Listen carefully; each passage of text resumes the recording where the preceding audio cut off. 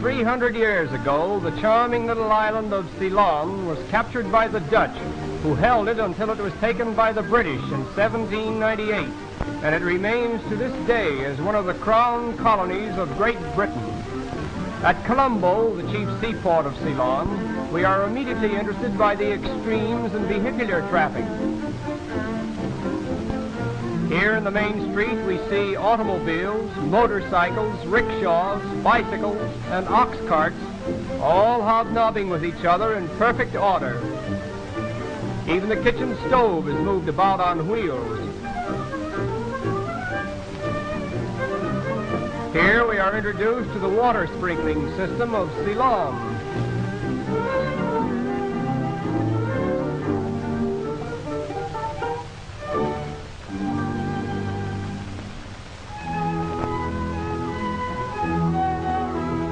This picturesque primitiveness is also observed in boat traffic, where the Colombo ferry lazily plies its trade.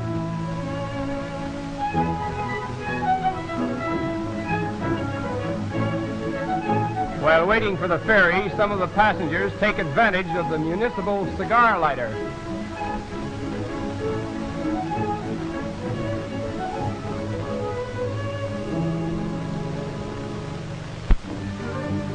Not far from here, we come upon a most primitive scene, a group of natives separating chaff from rice.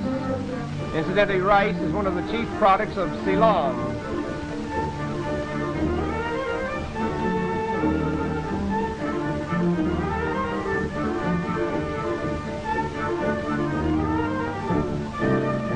Primitive methods of labor are revealed in many ways throughout this tropical island.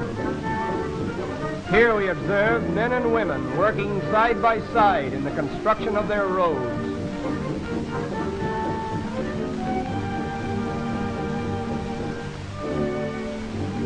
The tropical scenery so characteristic of Ceylon is beautifully illustrated in this typical setting.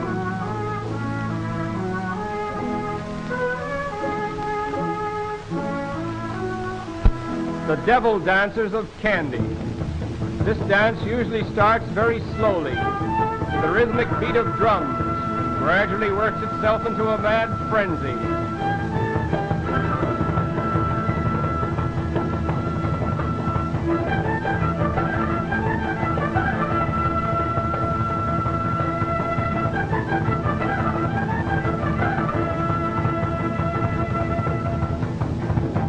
We are told that the chief inspiration of the devil dancers is the thought that they are driving away evil spirits.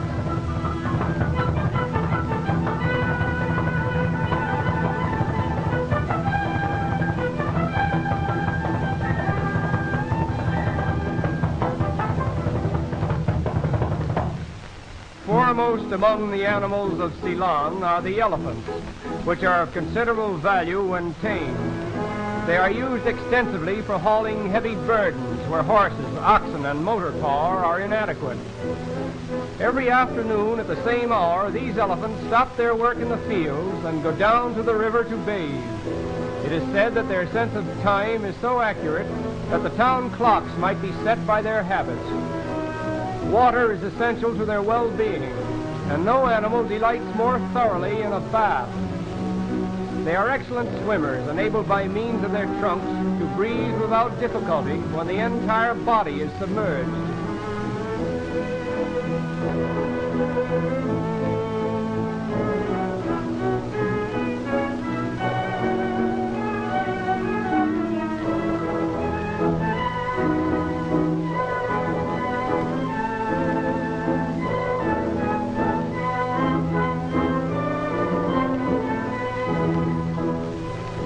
Elephants have very poor sight. They are guided mostly by their keen senses of hearing and smell. They have the rare combination of strength, sagacity, and docility. It is also said that no animal is more appreciative of kindness or more distressed by injustice than the elephant. In fact, there are cases on record where elephants have actually died of broken hearts because of ill treatment. Consequently, their owners endeavor to treat them very kindly.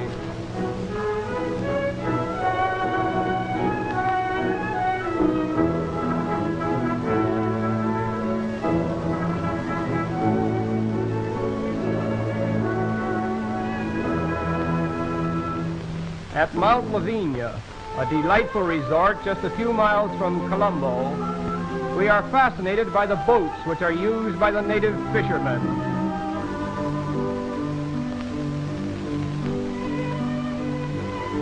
One of the chief sports of Mount Lavinia is surf riding. These boats are taken out a short distance from shore and allowed to ride back on the rolling waves.